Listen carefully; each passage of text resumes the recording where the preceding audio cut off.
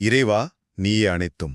இறைவா, நீ நன்றாக இருக்க வேண்டும். அன்னை ஸ்ரீ லோபாமுத்ரா உடனுரை தந்தை அகத்திய மாமுனிவர் திருவடிகளை பணிந்து ஈரேழு உலகத்தையும் காத்து அருளக்கூடிய அன்னை ஸ்ரீ உண்ணாமலை அம்மையுடனுரை தந்தை அண்ணாமலையார் பொற்கமலத்தை பணிந்து பதிவினை வெளியிடுகின்றோம். இது தைப்பூச வழிபாட்டின் பிரபஞ்ச ரகசியங்கள் குறித்த சுருக்கமான பார்வை.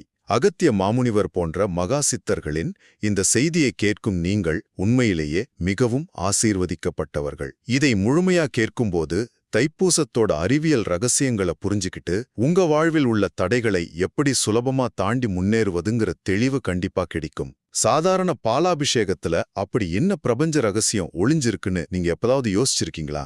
வாங்க அந்த 3 முக்கிய குறிப்புகளை பார்க்கலாம். முதலாவதாக வானியல் ரகசியம். தைப்பூசத்தன்று முருகப்பெருமானின் ரூபமா கருதப்படும் செவ்வாய் கிரகம் சனி, ராகு மற்றும் கேதுவை விட அதிக பலம் பெற்று மிக உயர்ந்த வானியல் நிலையில் இருக்கும். இரண்டாவதாக, இந்த அபரிமிதமான கிரக ஆற்றலை நாம் எப்படி ஈர்க்கிறது? இங்கேதான் அறிவியலும் ஆன்மீகமும் ஒன்னு சேருது. சிவபெருமான் அன்னை பார்வதி தேவி மற்றும் முருகப்பெருமானுக்கு பசுப்பால் அபிஷேகம் செஞ்சு தீபங்கள் ஏற்றுவது ரொம்பவே விசேஷம்.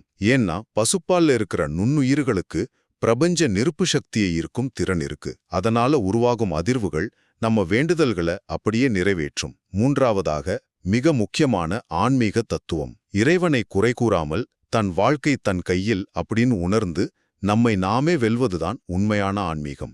ஆகவே தைப்பூசம்ங்கிறது வெறும் சடங்கு இல்ல, பிரபஞ்ச ஆற்றலை ஈர்த்து நம்மை நாமே உயர்த்தி கொள்ளும் ஒரு அற்புதமான வாய்ப்பு. இது அனைவருக்கும் சொந்தமான, பதிப்புரிமை இல்லாத உலகளாவிய செய்தி. அதனால WhatsApp, Facebook, Instagram, X, LinkedIn, TikTok, Snapchat, Reddit, Telegram, Discord, Facebook Messenger மற்றும் யூடியூப்னு எல்லா சமூக வலைத்தளங்களிலும் நீங்க இதை டவுன்லோட் செஞ்சு கண்டிப்பா ஷேர் பண்ணுங்க. பிறருக்கு வழிகாட்டும் இந்த செய்தியை பகிர்வது உங்களுக்கு முதல் தர உயர் புண்ணியத்தை பெற்றுத்தரும்.